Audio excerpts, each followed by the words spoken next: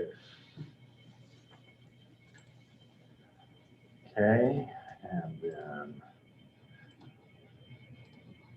okay, I think that's everything there, okay. All right, so what I'd like to do in class today, just because a lot of what we want to cover today kind of really riffs off of stuff that I didn't finish getting to on Tuesday. I realized I need to be better about this. If I don't get through everything in one class period, I just need to take the notes that I didn't get to and stick those at the beginning of the next class period, because there's important stuff that we're just not getting to because I'm spending too much time talking. I apologize. But we're talking about discrimination. And at the very end of class on Tuesday, we talked about this idea that there's two different factors that come into discrimination. Does anybody remember what these two factors are?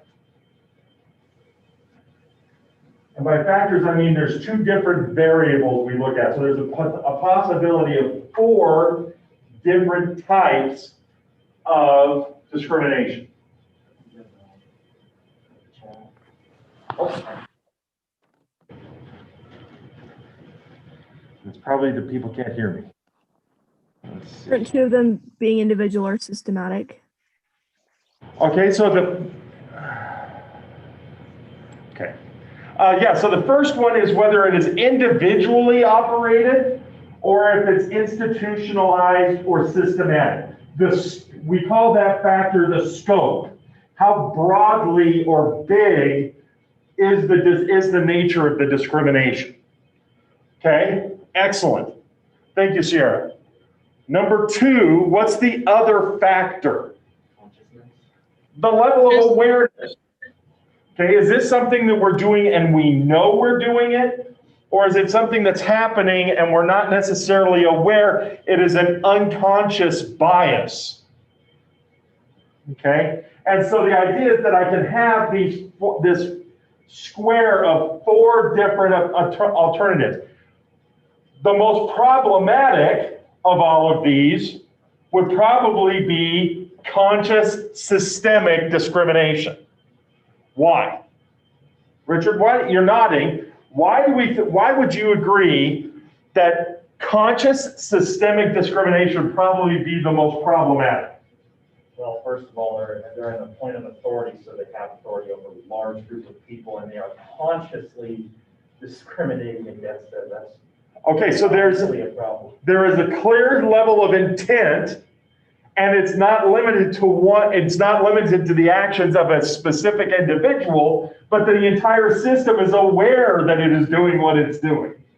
Okay? A classic example of this in United States history would be the example of the Jim Crow laws that were passed in the South following the Civil War as a mechanism for maintaining control over the Black American population for almost 100 years, that would designate rules about proper behavior and law.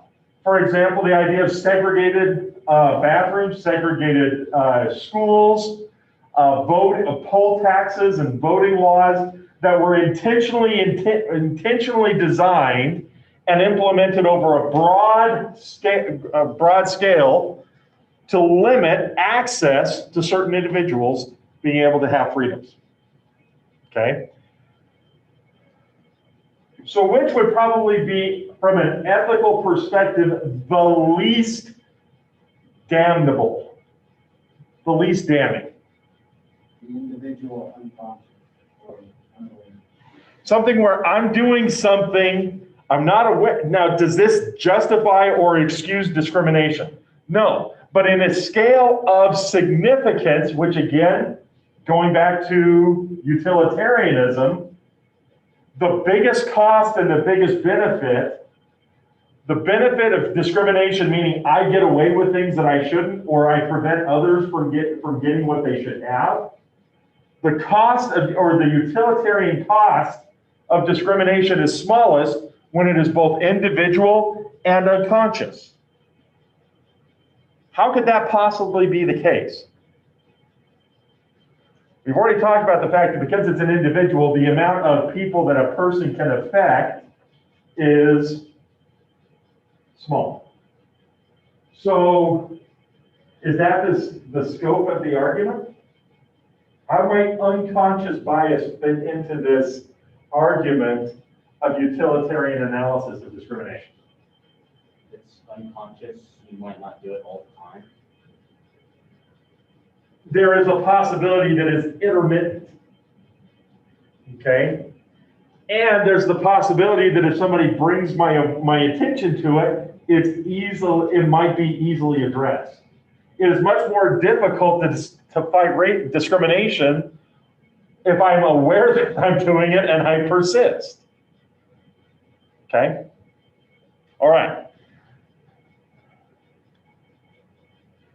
It also gets back to the concept of moral responsibility. Remind me how this idea of consciousness might fit into the idea of moral responsibility or moral duty.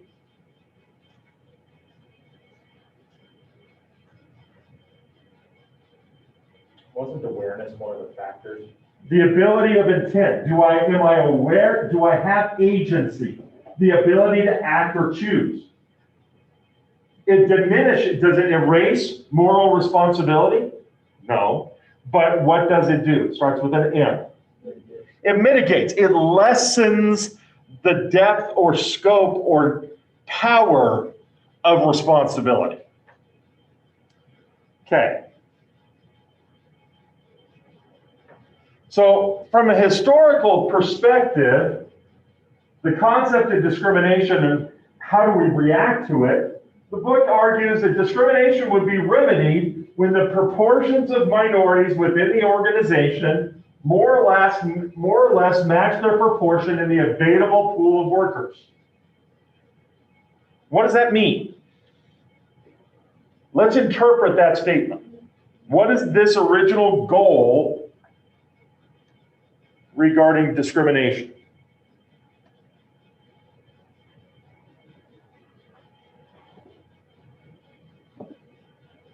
Diversity. Well, the goal is to increase diversity by what? By discriminating against the majority. To a degree. Okay, because what was the argument here? Discrimination would be what? It's saying if there are 30% minority in the population, you should have at least that percentage in your workforce. Okay, exactly. And that was the attitude. We can say that discrimination is gone if the portion of the population reflects the ratio of that particular sample within the workplace. Okay, so again, we're going to get back into statistics. And again, I'm going to pick on Christy because she's taken 2 classes and we're talking about statistics. And she's going, I can't escape this stuff. But the entire idea is, if every single business is considered a sample of an overall population, that sample is valid if and only if what? If the sample represents all of the traits present in what? The population. If my sample follows the exact same traits that I would see in the overall population, then that's an accurate or valid sample. And that's what they're arguing here, is that discrimination is remedied when that occurs. Sounds like what? Sounds reasonable, doesn't it? So, what are some of the ethical arguments for and against this concept? Against it, I think if the percentage of minorities in the population is 30%, the question is, are 30% of the minorities qualified for that position. Excellent. So just having people present because of their minority status, does that really resolve discrimination?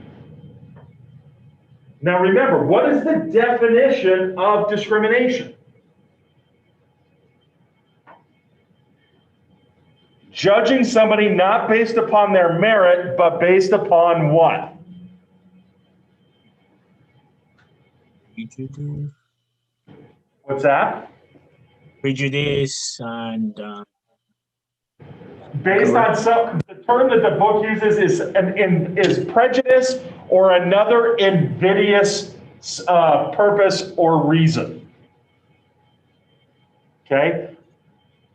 So if I was to simply say, well, if Black Americans represent 30% of the population, then we darn it better have 30% of our workforce needs to be Black. If that's the only reason that people are hired, it's still engaging in discrimination, isn't it? How so? Because hiring people based on their skin color and not their merit. Okay, so I'm still in this case is what we would call reverse discrimination or positive discrimination. I'm going to increase the likelihood of hiring people, ignoring individual merit, and focusing on other unrelated traits. Okay? So what does this concept seem to argue if we were talking about justice, right? Distribution of burden and benefit, right? What principle of justice would what we're just describing here, this idea that hiring people based upon skin color would seem to violate the ethical model of justice. What model of justice are we talking about? The idea that all people should be judged based upon their merit, not upon unrelated traits.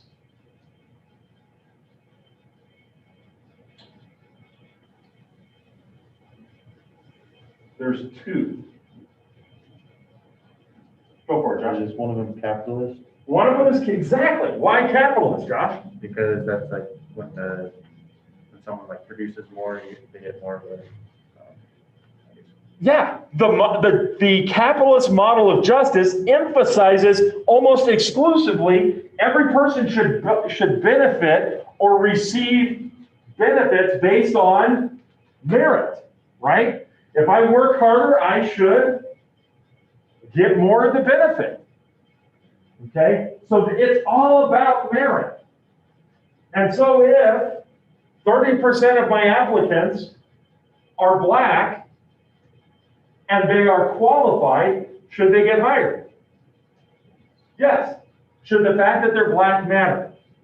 No, not according. Okay, so the idea is whoever is the best qualified or the hardest working should be hired. That's a capitalist perspective. There's another perspective at work here. The The egalitarianism. The only thing that should matter is merit. Everybody should be treated or be considered exactly 100% equal in the eyes of. There is no minority. According to egalitarian justice, there is nothing that creates situations where one person is better or worse than another except for merit and effort. Okay?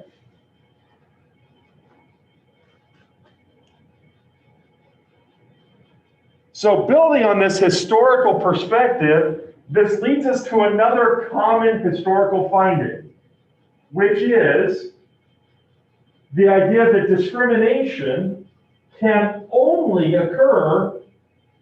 The historical perspective argues there is no factor of scope. What does that mean? There is no factor of scope. What are we talking about there? Remind me what scope judges. Individual or systemic. How broad the discrimination can be. In the second concept, consequently, critics claimed we should not conclude that discrimination exists until we know that a specific individual or individuals intentionally discriminated against another individual in a specific instance. What is the presupposition in this argument? What is the supposition? What is the belief here? That discrimination only exists consciously and on the individual scale. Okay? There is no such thing as unconscious prejudice because prejudice is an action. It can't be unconsciously done. That's one of the beliefs of this statement. What else does this suggest?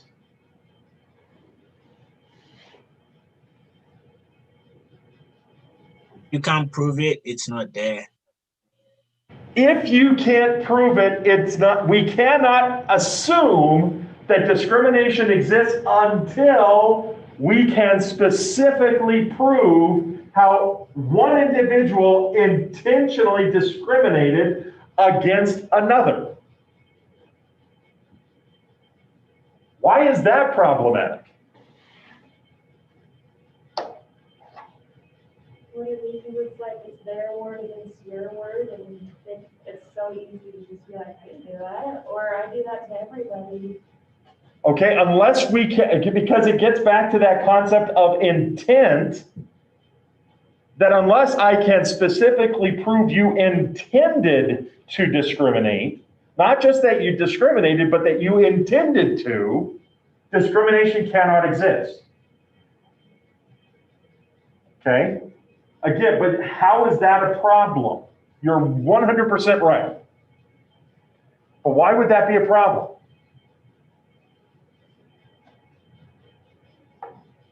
Remind me what the concept of rights are.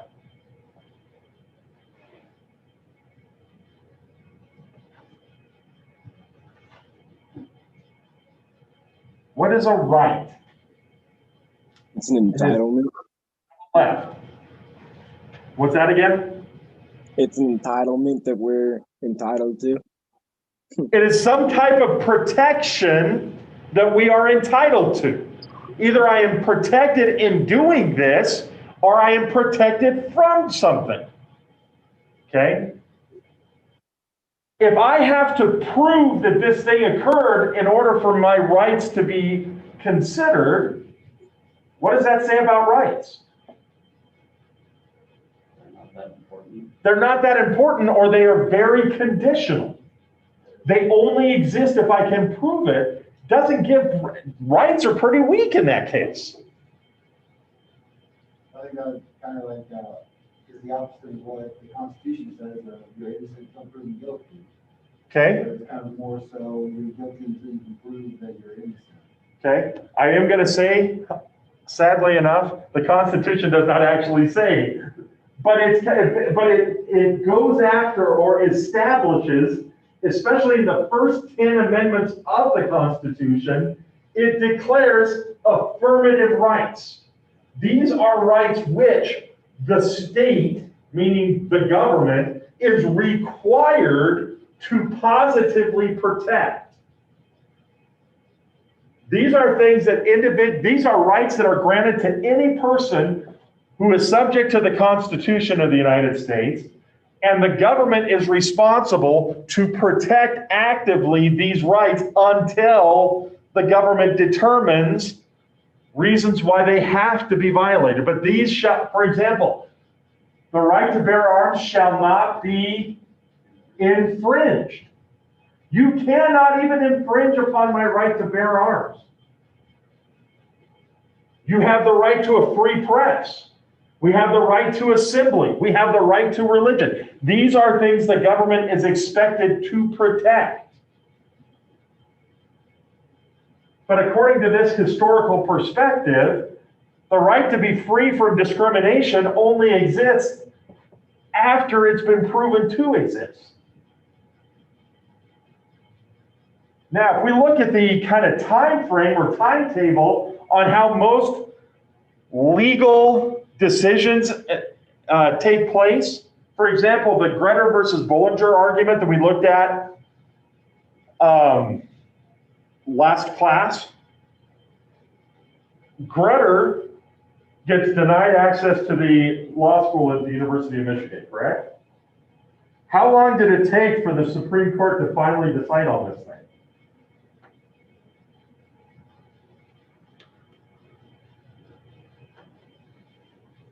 About 5 years. So, what does that mean?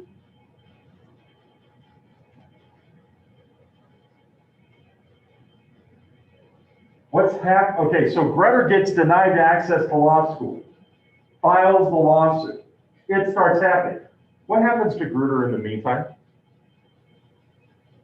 Has to go to a different law school or something. We don't know. But the individual right that she had to be able to attend law school was put on hold until the law was finally kind of solidified, and that took 5 years. What happens in those 5 years? We don't know. But Gretter's going to have to find something else. The rights and interests that she had were denied, one way or another, right? And that can I mean, think about how long 2020 has felt. I think that we talk about the year 2020 as in the decade 2020. That's 1 year. Now think about that 5 of them. Think about how many opportunities have been missed. Okay? All of these things are happening. The problem is when we agree to the idea that discrimination can only exist when we can identify it, becomes incredibly problematic because of the economic and emotional and ethical implication of you have to wait until we decide whether or not this is actually the case. Okay? So let's go then talking about a little bit more intentionality. Why would intentionality be such a big deal when it comes to discrimination or a conversation about discrimination? What does it suggest? What does this argument right here suggest? Fear of bias. There are a few sainted among us who do not, according to this. The implication here is most of us have unconscious, which would suggest some of us do not. Okay? But most of us have unconscious negative stereotypes and or unconscious negative associations related with various racial, ethnic, age-based, or other social groups.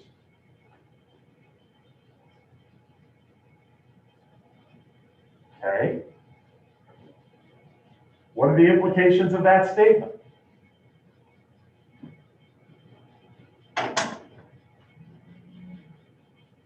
What does that mean? What is that?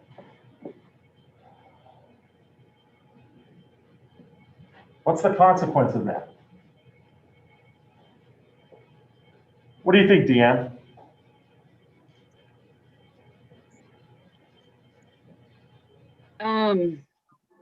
That I think that you don't mean to, I think it's saying that underneath everything you say, you know, I don't have any stereotypes and I don't have any racial or anything, you know, biases like that, but deep down underneath you kind of do, you know, they always joke about like millennials on Facebook or, you know, that deep down Okay. everybody kind of does, even just a little bit, and you don't really mean to. Okay. Christy? What is kind of associate, like experience and stuff, like we assume older people don't know newer things because they're so set in their ways that we just assume it for all when really it's not the case. Okay. Any other ideas? If we all, oh, please go. Inherently, doesn't it kind of mean that discrimination's literally impossible to get rid of? Because it's all we have unconscious. All of us have unconscious We discrimination. do not carry we all carry the potential, if not the reality of discrimination. Excellent observation. We have to assume, based on that statement, that most of us are complicit in either conscious or unconscious discrimination. That we cannot say that we are innocent if we agree with the statement that most of us carry this around. If we carry it with us, then we are eventually likely to act upon it in some way. So does that mean, well, we're all guilty, so what the hell? What do you think what does that suggest to us? If we recognize, sorry, who wants to go first? I think it suggests what we've been talking about in this class, like taking the effort or going out of our way to make sure our behavior matches our ethical values, identifying those unconscious bias and working to change it. Okay, so if our moral standard suggests that prejudice or discrimination is wrong, then our ethical standard suggests to us what?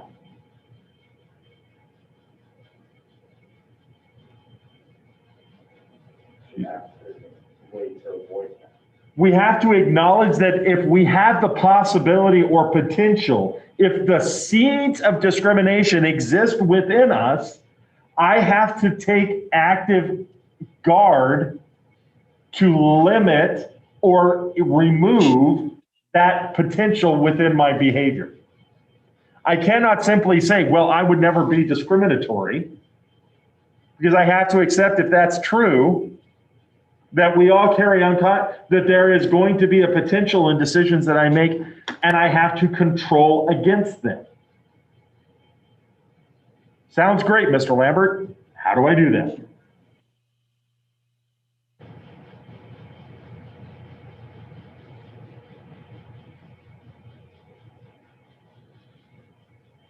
What do we think?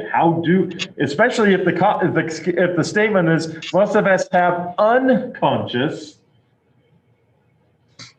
how do I consciously protect myself against an unconscious attitude? You recognize them? Okay, number one, I have to review my behavior and look for it. That's number one. What else can I do?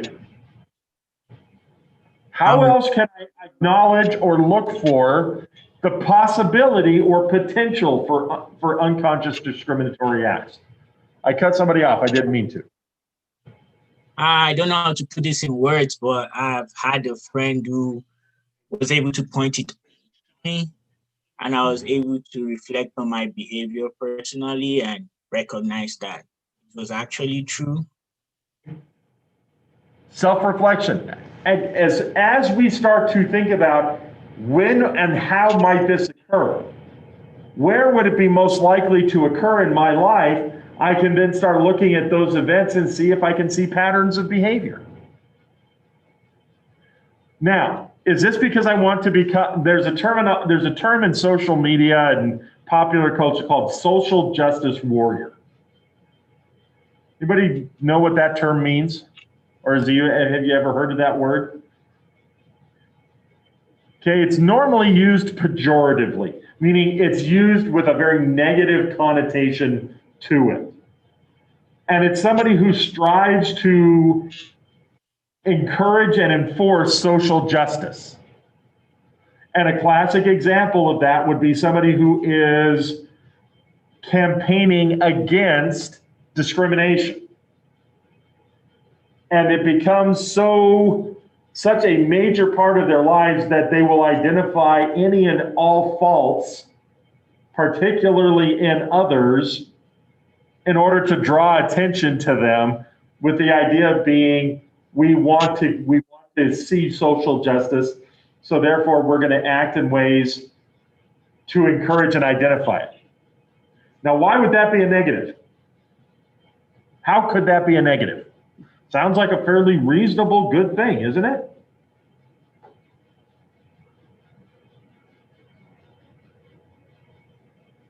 Justin.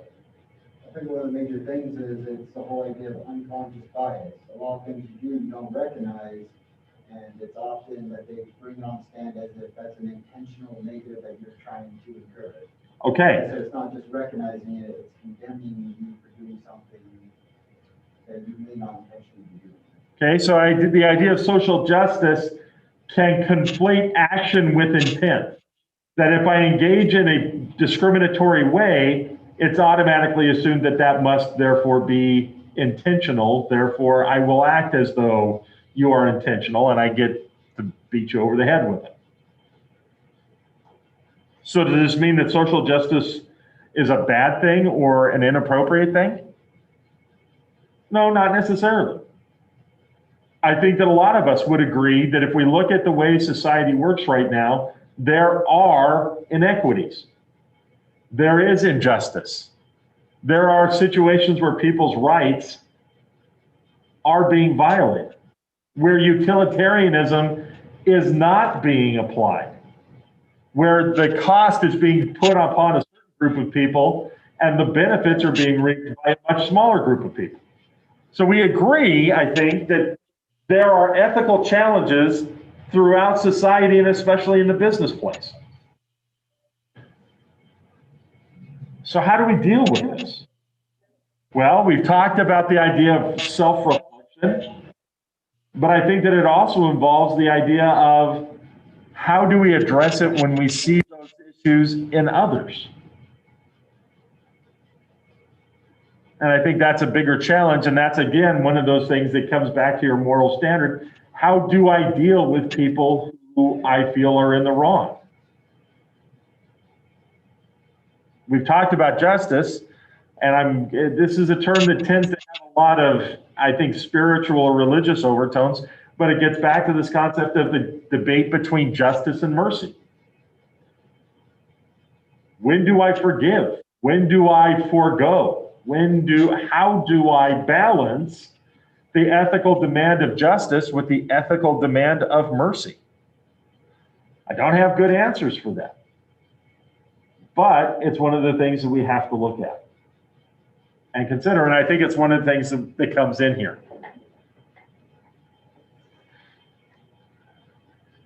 Okay.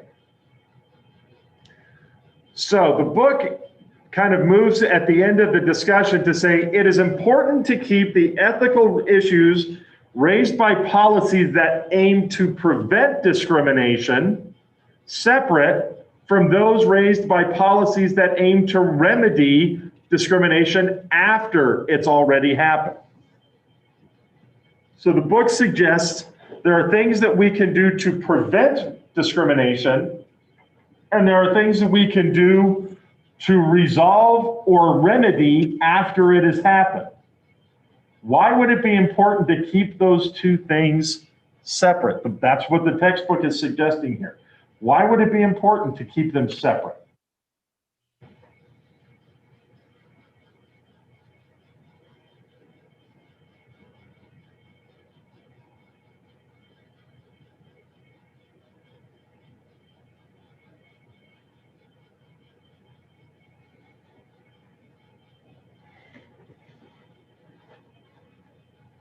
Guy, what do you think?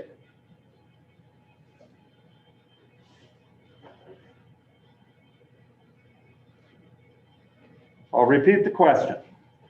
It's important to keep the ethical issues raised by policies that aim to prevent discrimination separate from those raised by policies that aim to remedy discrimination after it has already happened. Why is that important? Can you hear me? We can now, yeah. Perfect. I mean, the biggest deal to me thinking about it is the fact that, like, if we can prevent it from happening in the first place, obviously that is the best scenario.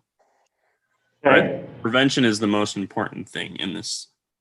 But when that does happen, we have to have a backup plan because mistakes happen. Whether it's intentional or not, something is going to offend someone. And we have to have a remedy to be able to be like, look, we get it. We messed up. This is what happened. We're sorry. This is what we're going to do to make it right. And so they have to be willing to have those two separate things, one to prevent and one to remedy, because one prevention method is only going to work for some people and some remedy methods are only going to work for other people. And so it's going to take a lot of adaptation and a lot of work through to get something that works. Okay. But why do we want to keep these two ideas? Why do we want to keep the ethics of those two things separate?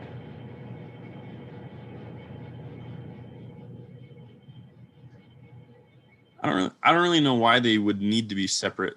I guess the only thing that would make sense maybe is the fact that like one would be almost like the ethics of rights, like we used to talk about, and that might be the prevention thing, and then the other one, the remedy, might be the ethic of fairness or something along those lines.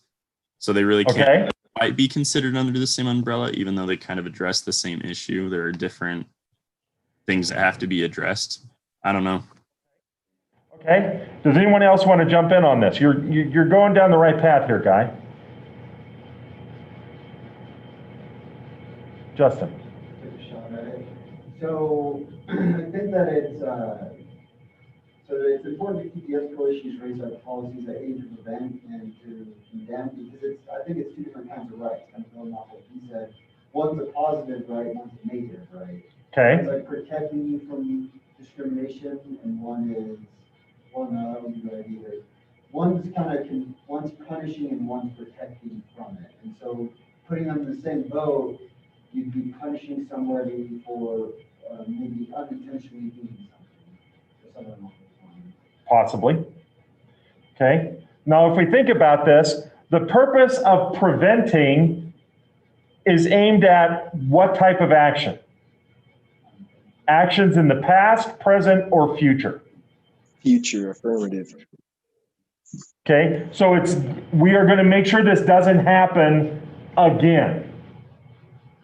That's great for individuals to whom discrimination has not yet occurred. Now, if we talk about remedying acts of discrimination, what type of acts are those talking about? Acts that happen in the past or in the present. Okay? The idea is that if we equate the two and we say that preventing future acts is as good as dealing with acts that happened in the past, preventing it from happening in the future, does that make up for what happened in the past? Remember the example that we talked about with Grutter and Bollinger. Grutter was prevented from access or prevented from admission into law school, right? Now, it took 5 years for the Supreme Court to finally make its mind up. And what was their final decision? Does anyone remember? That it was all right as long as they're going for a more diverse. They're looking for diversity, and they have very narrow ways of defining what that looks like. Okay? But in the meantime, what's happened to Grutter for 5 years? They've been in limbo, right? They're neither moving forward or backward. They're basically having to get on with their lives with no satisfaction or resolution to the situation. Okay? So at some point, some kind of reparation or remedy is going to have to be applied somehow to Grutter or to Bollinger, one or the other, right? Whoever wins the case is going to get some kind of a remedy. That's okay for the folks that had something happen in the past, But simply saying, well, we will make sure this never happens again, does that act as a remedy? It does for the future, but it doesn't for the past or the present. So by saying we were going to make sure, so just using your example, if I can for just a second, simply saying we're sorry this happened and we'll make sure it never happens again is good as a prevention, but it doesn't make up for what actually happened. And so when we kind of say, well, we'll make sure it never happens, and that is our remedy for the past, that becomes a problem. We have to separate the two. What can we do to make sure this never happens is not the same as what do we do to address what happened in the past. Now, it might be that all you're ever going to get is an apology. And you're going to have to decide if that is sufficient remedy for what happened. Okay? But to say that one is equal to the other is incredibly problematic. And that's why I think they're making that recommendation. Okay, so let's keep moving on, and we're going to look at discrimination. And I have a feeling we're going to move through this stuff pretty quick because, to be honest, section 7.3 was almost all statistical representation. And I kind of felt, to be honest with you, okay, I get the point. Then I flip the page. Oh, crap. Okay, I get the point. Flip the page. Okay. So let me start by asking the question, why do you think the author spent so many pages presenting statistical data about the argument they were making about the fact that discrimination exists? Probably because a lot of people don't believe that it exists. One of the major arguments that you saw again and again is that there is a historical perspective that might have been a problem, but it was a historic problem. We've evolved beyond that. We don't have that problem anymore. And what was the author's argument? This stuff is still happening today. This is not a problem from the 1970s or 1980s. This is still happening. In fact, in a lot of cases, it's gotten worse from the 1970s and 1980s. That we actually saw a decline in wages rather than an effort to balance them together. Okay, so a prima facie, or at first glance, indication of discrimination exists when a disproportionate number of the members of a certain group are in a less desirable position within the institution, despite their preference and ability. What is the value of a prima facie case or a prima facie argument? Is it like a precedent in a way? Not really. So if I was to tell you that Idaho State University suffers because of a significant lack of representation among faculty of a lot of minority groups. Have I given you any specific facts or any specific data yet? Okay, I've simply made kind of an introductory, at first glance, a cursory without really getting into the numbers. So it's basically a claim. It is an overall claim that I haven't really backed up with a lot of data yet. What's the value in doing prima facie cases or prima facie arguments? Tells you kind of what they're arguing at first. You know what you're adding these data to. Okay. Let me ask you the question. The fact that I don't attach any specific numbers, why could that be helpful, that I don't have specific data and specific numbers? I think it would lead you to do research, to find out if that's actually the case or not. Okay. How many of you, as you started going through all of the numbers in this case, you found your eyes just kind of glossing over? Try not to overwhelm you. The problem with with the entire chapter was the numbers got overwhelming. There were so many of them, and it was hard to keep things kind of straight. I mean, especially in the one where they were talking about that there are male jobs and there are female jobs, and here's the average wages of male jobs, and here's the numbers were there were so many of them, they just kind of became words and numbers on a page. Now, there's a benefit to prima facie case. I don't have to support any of my art. I can simply say this is true and hope my audience just goes, you're right. And then we can just move on to, so what do we do about it?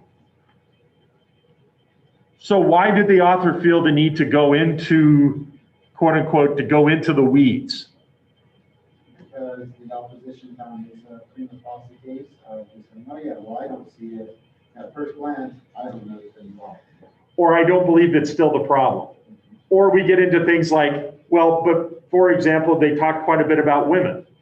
And the argument was, well, women choose these jobs because they need jobs they can get into and get out of quickly because they have other responsibilities or other things that they do. And they really wanted to go into the numbers to show, even if that was the case, that doesn't explain the numbers that we see. One of the things that I saw was interesting was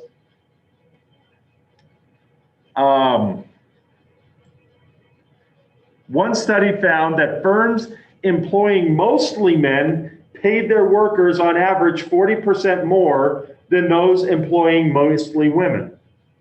There's an interesting kind of implication that's made here if we look at this. In an institution that employed mostly men, employees got paid 40% more than businesses that mostly employed women. What does that suggest? Is it just that men get paid more?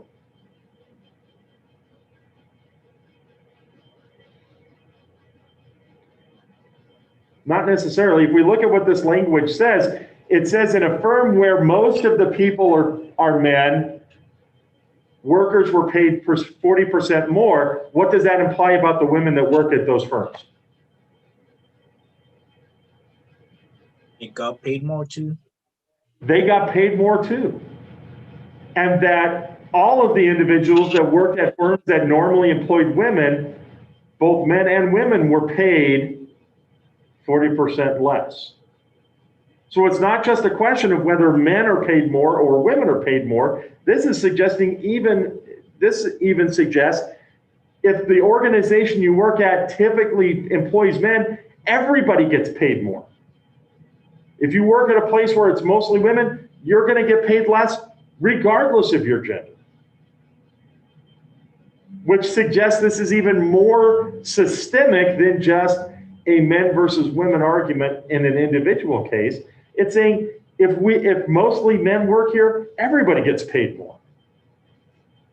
So it's even deeper than just individual people. It's saying that the overall, it's a mess. Sorry. I think that's a simple way to say this is a mess.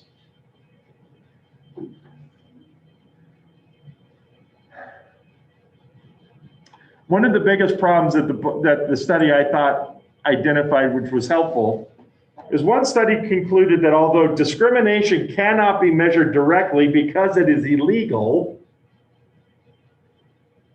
one way to discover discrimination is to eliminate other explanations for the pay gap between men and women. So what are they saying then?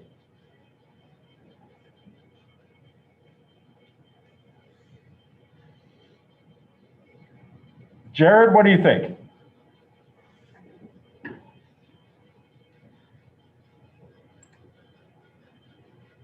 Jared Harrison or Jared Monson, either one.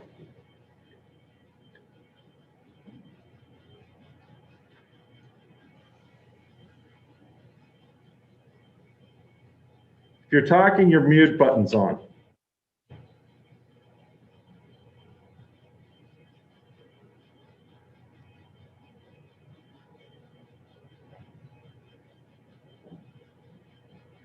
Okay, Jared Harrison. If the study concludes that discrimination cannot be measured directly because it is illegal, ways to discover discrimination is to eliminate other explanations for the pay gap. Why can discrimination not be measured directly?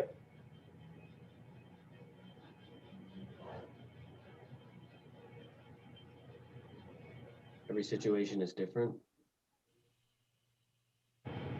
Okay, but the book is saying discrimination cannot be measured directly because it is illegal. Why is its illegality make it so that it cannot be measured directly?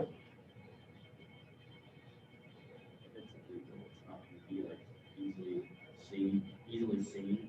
Okay, I'm not supposed to engage in activities that are easily defined as being discriminatory, right? Because if I'm doing those things, I'm subject to legal repercussions. Okay, so because it's illegal, it becomes covert. So what does the book suggest is a way to be able to figure out if discrimination exists, if discrimination is not supposed to exist? If the law prevents us from being discriminatory, how can we figure out if discrimination is still happening? What does it recommend? It recommends that we investigate all other possible explanation for results and eliminate them one after the other. Okay. Kind of this, have you guys ever heard of Occam's razor? It's a logical process. When all other factors are eliminated, whatever remains, however improbable, is an explanation. So if I look at all of the reasons why there is a gap between men and women's pay, and I eliminate all the ones that are not discriminatory, anything left that would explain the pay gap would help me to understand what is discriminatory. Does that make sense? Okay.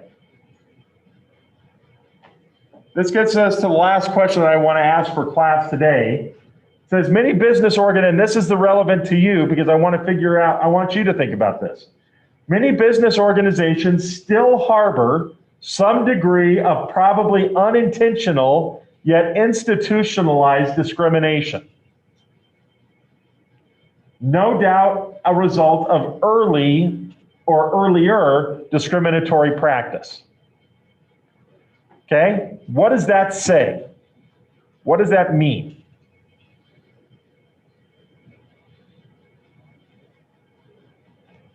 I think it suggests that maybe decisions made in the earlier the business's history, even though the overt negativity of it has been exterminated, there's still remnants of whatever's made inside the business that's still causing, unknowing discrimination. Okay. The likelihood is that most of the practices that would be defined as discriminatory in businesses tend to be institutionalized, unconscious discrimination, which is kind of a repercussion or a residue from previous activity that was maybe more or even intentional discrimination.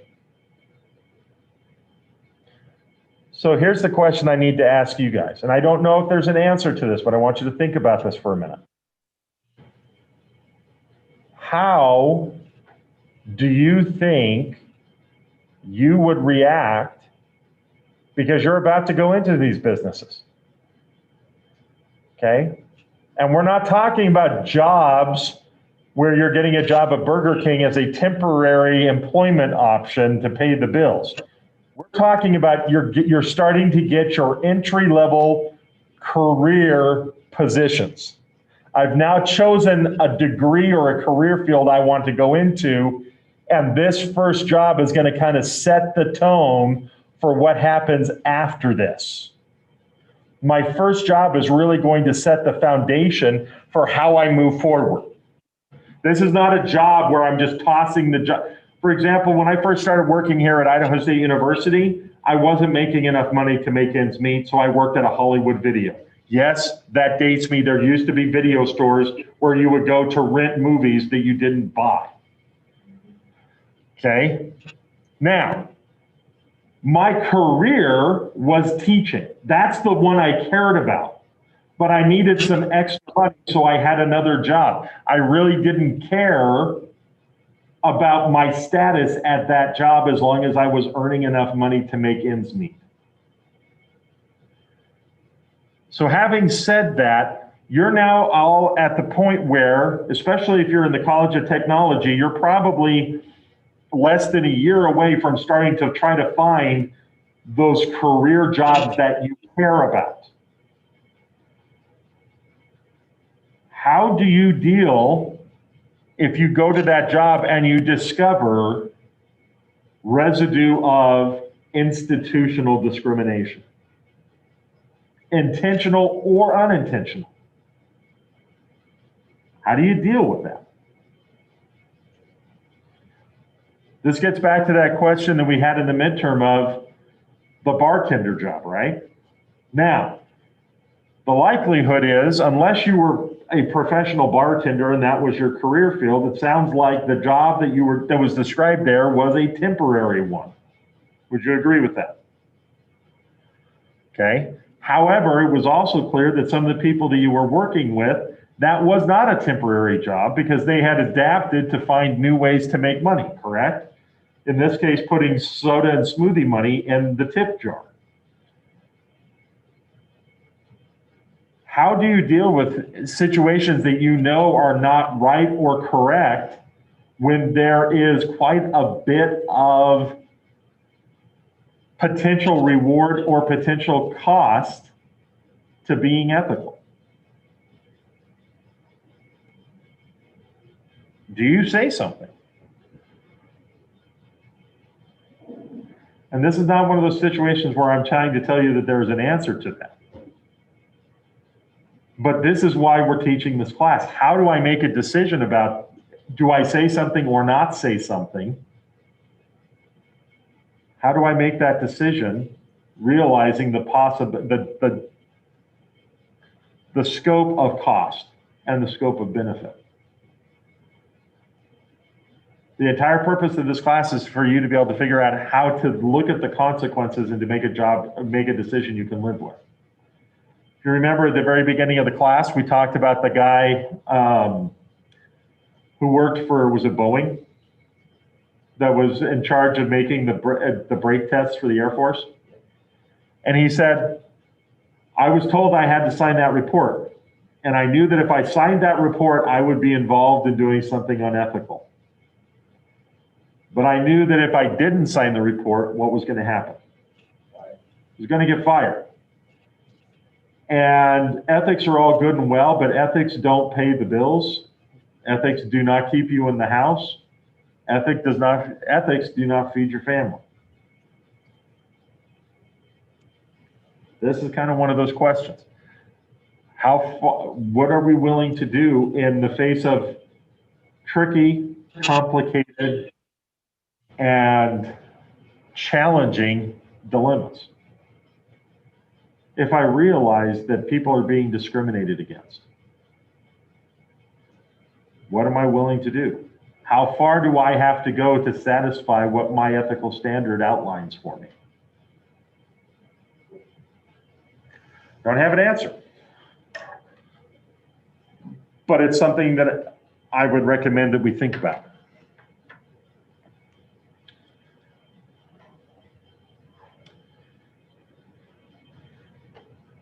Okay. Anybody have any questions?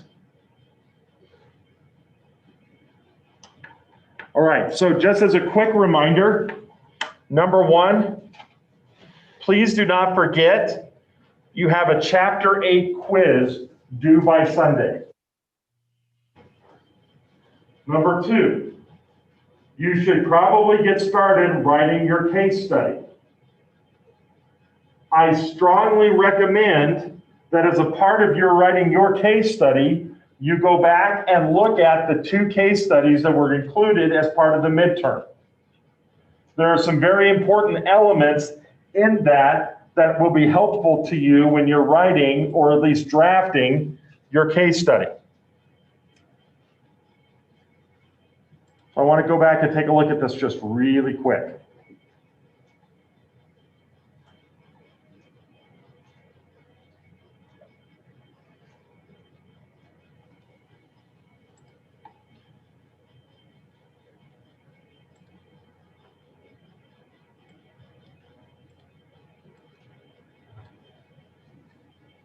Okay, a general introduction to the situation with enough background information for readers who are unfamiliar with the case to be able to understand how we got here.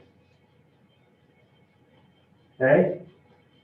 Number 2, a clarification of the individuals involved in the case and their perspectives, including the foundations that you see to be in play. What justification do they have for the side that they're taking? And number 3, this is the one that I would recommend the most looking at the midterm for, an articulation of the choices or actions that need to be addressed per ethical foundation, with the possible consequences attached to each option. Are you supposed to tell us in this case study how you would act? No. You're simply saying, how would you act in this case? Here are the things you would need to think about or answer depending on the perspective that you take. If we go back and look at the midterm, it asks questions. What do you need to do if you were going to use this approach? What would you do if you use this approach? What questions need to be involved in looking at it from all of those ethical perspectives? You're expected to have at least how many? 2. So go back and look at the phrasing of those questions in the midterm. It should be very helpful to you in figuring out what kinds of questions you should be asking for your case study. Dr. Lambert, I have a question. Yeah, I'll be right with you, Daniel. We're not answering at all what we're doing? Just We are all the not. options? Okay, so this assignment has 2 parts to it. First is you're writing the case study where you ask the questions. That's going to get graded by itself. Then you're going to post that in a discussion forum, and you have to go and answer the questions of 3 other case studies that other people have written. So you're posing the question to other people, and then you're going to go and answer those questions, but for other people's case studies. So we're like creating midterm for each other? You're essentially creating midterms for each other. Yes, Justin. Oh, sorry, Justin, hold on a second. Sorry, Daniel, I had to cut you off for a second. Yeah, just going along that route. So are we just posing the questions and not actually discussing what we would do in those situations and just like talking about the questions? That is exactly correct. You're not answering what you would do for your own case study. Oh, okay. Okay. So to go with that, how much of the essay do you want to be the story or the background information? Should most of Probably it? say 3/4 of your writing should be answering the general introduction to the situation and a clarification of the individual. The first 2, this should be 75% of your paper right there, those 2 ideas. This should be the last 25%. The last thing is you're also supposed to bring in at least 3 sources from outside. I am going to say Wikipedia and dictionaries do not count in this assignment. Okay? Does that answer your question, Daniel? Yes. Okay, Justin. So when we're answering it, does it have to be like 500 words for you to answer it, or is it kind of just one of those things where using this, or you have to use the options that the writing is presented, right? Okay. Basically what I'm going to say is if we scroll down to this, when we answer, I'm asking for 3 paragraphs. 1 paragraph that says, did they give you enough to understand how to answer the case? Have they identified the players? And have they shown valid viewpoints? You're not really answering it, you're just simply saying how well did they write a case study? having written one of your own, you don't have to answer those questions, right? Because there aren't any really good right or wrong answers. What I'm saying is, do you understand enough on how to write them that we could benefit from looking at? It's more like peer review. Yep. Do you want like title headings and title pages and stuff? That would be on all the APA. All the APA stuff, yes. This is long enough that it'll be helpful. So you're probably going to want to have a heading that says background. You're going to want one that says significant participants, which are the players in the thing, and then ethical standards, where you identify the two ethical principles that are kind of in conflict here, as an example. My plan is to spend a little bit of time in class on Thursday and help draft up a template of how to structure the paper and what to look for in it. Okay? Somebody else was going to ask a question. Yeah, I wanted to ask, you saying we should put in outside sources in our paper for the case studies. What would that look like if we're creating a fictional story? Okay, so the reality is that most of you will not be able to bring in outside stories that contribute to the case. The outside sources will most likely come in describing the ethical perspective or the ethical theory. When I say that, well, one of the big issues in this case is the question of egalitarian justice. Egalitarian justice can be defined as this. That's why I said no definite or no dictionaries, no Wikipedia. I want you to go out and find other sources that discuss the concepts of the ethical foundations that we're talking about. That's the most common place that you're going to find, or the best place for you to insert sources. It's not going to be on the history of the case. It's going to be on what are the implications. Does that answer your question? Yeah. Okay. Any other questions? Okay. So we're going to take a 5-minute break. If you are in the honors course, we will start that discussion at a quarter to 2, so 5 minutes from now. If you're not in the honors course, you are invited to leave if you would like, but you are also invited to stay if you would like. We are going to be going over 2 different case studies. You're invited to participate in that discussion if you would like. Okay, that is completely and totally up to you. So we're going to take about a 5-minute break. I'm going to pause the recording so that we don't have this massive long one, and then we will go from there.